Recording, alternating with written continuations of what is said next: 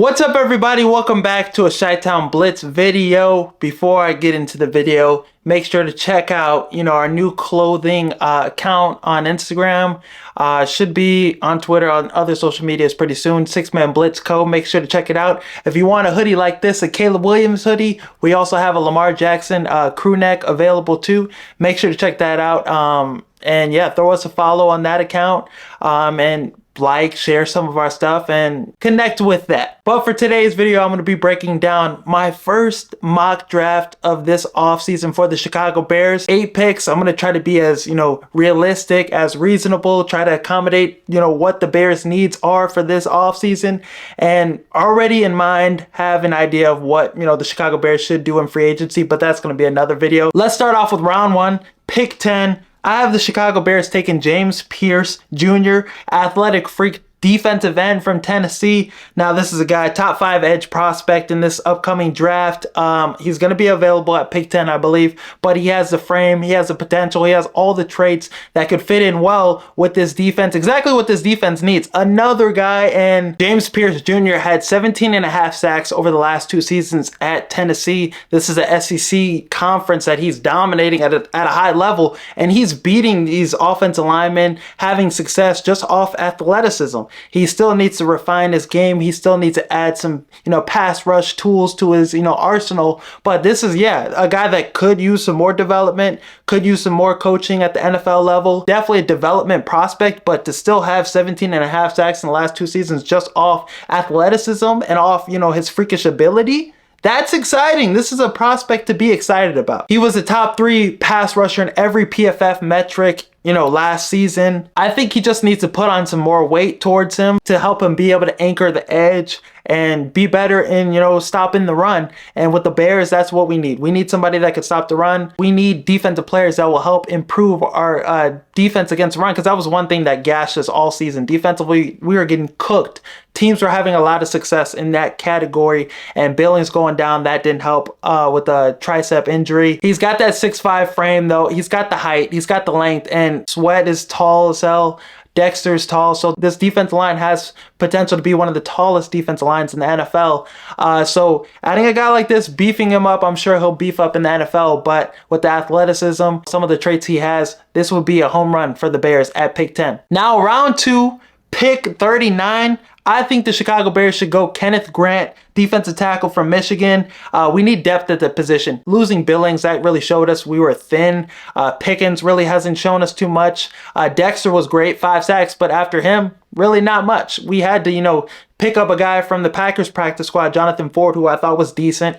Chris Williams, pretty decent defensive tackle, 3 sacks, but not as a starter, not as a guy that you're getting a lot of reps to. So Kenneth Grant, one of the best defensive tackles in the country, played at Michigan, Big Ten, really great season for him this season. 6'3", 340 pounds. He plays big in big moments. Had a huge game against Washington in the championship a couple seasons ago when Michigan won the college football playoff. Had a nice sack against Penix, dominated. He's great at anchoring that, interior against the run.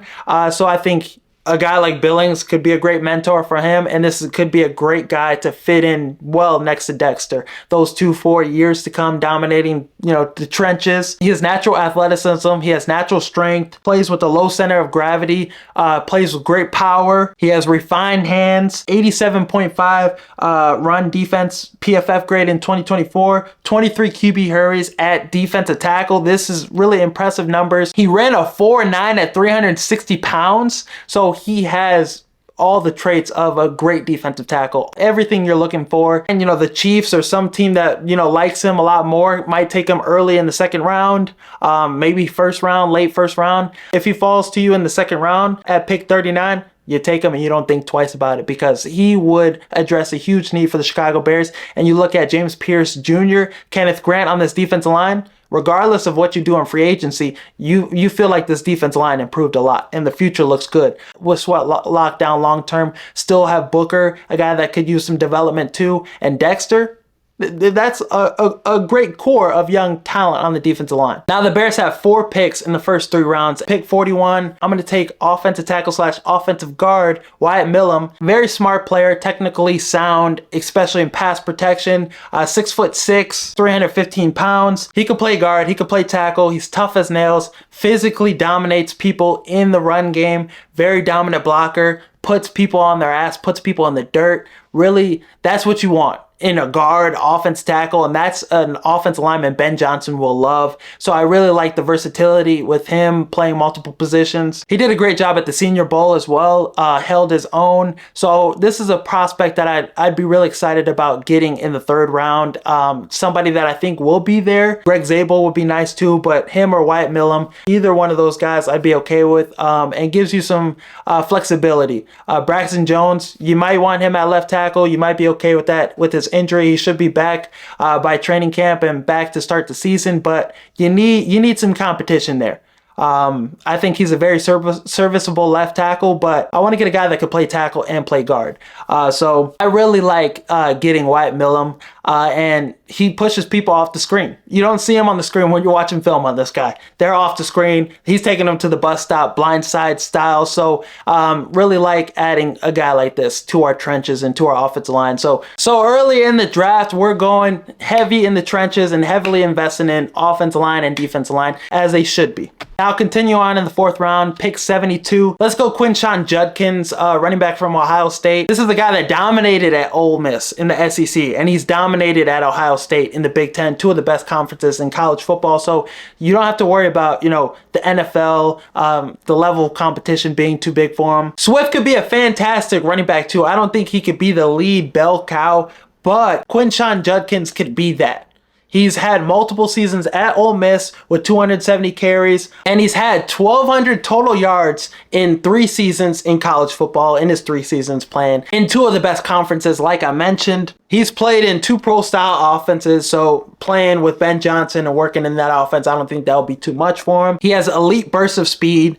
He has home run ability, 5'11", 200 pounds. This is kind of like a David Montgomery type of back who forces missed tackles, who's tough to bring down, has that edge to him when he's running the ball, plays with great patience. He has great contact balance, 120 total yards, 3 touchdowns in the championship game. So in the big moments, the bright lights, it's never too much for him. So I really like bringing a running back like this. I think this is great value for one of the top running backs in this class. You really can't go wrong with either of the Ohio State running backs, but I think this guy complements DeAndre Swift more, and I think Ben Johnson could have his thunder and lightning with Judkins and Swift. The Chicago Bears need that running back that's going to punish defenders, and I wish Roschon Johnson could have been that more consistently, but he's dealt with a lot of injuries, more specifically concussions. So Roschon Johnson as RB3, Judkins as RB1/2, Swift 1/2, 1A, 1B situation. I really like that. I think that's really intriguing. So Ben Johnson could cook with Judkins and he could cook with Swift. I really like that. I think at pick 149, the Chicago Bears should take Jonah Monheim, center from USC. He has familiarity with Caleb Williams, so they both played with each other at USC. But this is a development level center, a guy that's, played multiple positions too. He's played guard, played tackle, played center, but I don't think tackle's a good spot for him. Has short arms, has played 34 career games in 3 seasons.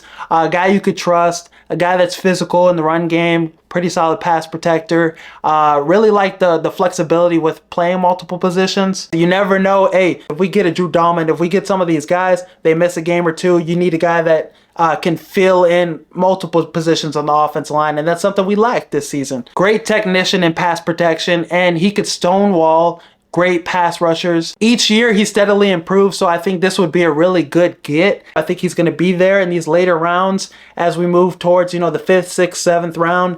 I think this would be a really good get for the Chicago Bears and another addition to the trenches, a great addition to the trenches to help this Bears team not only be more improved this season on the offensive line, but for the future. A guy that could be developed and potentially be a starter 2 years down the road, especially with our new offensive line coach that has a great track record of developing Pro Bowl level offensive linemen. Now, pick 204 for the Chicago Bears, I'm going to go tight end Luke Lachey. tight end from Iowa. The production wasn't there, but hey, Iowa tight ends, they pop. Once they get into the NFL, they get more production. There's just been a huge track record of tight ends from Iowa being successful. And this guy has some really good traits, some traits that could translate really well to the NFL, depending on his situation. And I think the Bears at the tight end position, they have failed to get a tight end too, to be successful next to Cole Kmet. Cole Kmet has had to take on a lot of the production at the tight end position. He's, had Gerald Everett, a guy that did nothing. Robert Tonyan, done nothing. Most of the tight ends we bring in to back up Cole Kmet, they do nothing. Mercedes Lewis, great blocking tight end. Wouldn't mind bringing him back for another season just to block. But Luke Lachey, this is a guy that could be a weapon at the tight end 2 position, and it won't hurt as much because you're drafting him in a later round. It's not like you're giving him the money you gave Gerald Everett or Tonyan. So I really like adding a big-bodied, well-rounded, skilled tight end, a guy that has smooth acceleration off the line. The one thing he needs to improve on is blocking, and I think working with the offensive line coach, working with Cole Kmet, having him as a mentor, that could help him improve in that category. Mercedes Lewis would be a great veteran for him to work with as well. So I think that is an area of his game that could be improved. But what we need him to be is a threat in the red zone. We need somebody to take off the pressure off Cole Kmet, a guy that can make plays. So I think this would be a great addition to this offense, a great tight end 2 option for the Chicago Bears. I would go this route instead of signing a Juwan Johnson or paying money to another tight end to fill that tight end 2 spot. Let's address that in the draft. And like I said, Iowa tight ends have had a lot of success in the NFL, so maybe this is the next one. Now with the last 2 selections, round 7, I think Elijah Alston, defensive end from Miami, had a lot of production in 2023. 6 sacks, 16 QB hits, 2 forced fumbles, 11 and a half TFLs. That production kind of went down in 2024. He had only like 2 to 3 sacks. But the year he had in 2023, the dominance he had, I think that's something that could, if developed properly, if put in the right situation, Chicago Bears with Dennis Allen, with some of the people he has to work with in Chicago, could be a development project and could be somebody that's competing to make the roster. So I really like taking a chance on this guy, especially, round 7, you're just drafting guys that are going to compete for a roster spot. So I like the production he had in 2023, and I like, some of the traits he has, and I like what the potential is there with him. Pick 242, I have the Chicago Bears taking Zachary Franklin, a wide receiver from Illinois. This was a top receiver in college football at UTSA, transferred to Ole Miss, went on to, play big boy football. Essentially didn't get too much playing time. Things didn't work out and transferred to Illinois. But this is a receiver that has a lot of experience. At UTSA, 1,100 yards receiving, 14 touchdowns in 2022, 938 yards receiving, 11 touchdowns in 2023. And in 2024, 613 yards, 3 touchdowns. Pretty productive season in the Big Ten. So he has some great traits, shown flashes, is experienced, has done it for multiple years in college football at different stages, different, destinations, has violent hands, uses his frame, uses his size pretty well. Could be a yak guy with that 4.49 speed. So really like the speed, really like what he can do and what the potential could be there with him, bringing him into this receiver room. So this is a guy I would take a chance on in the 7th round. So that's all I got for my mock draft. Let me know your thoughts on my selections. Let me know some guys you would take with some of those picks if you would go in a different direction. Let me know down below in the comments. Thank you guys for watching. As always, peace. But I would want him to get an extension done with, Keenan Allen. I would want him to stay with the Chicago Bears for maybe 2 or 3 more years because he's coming off his best season last year with the Chargers.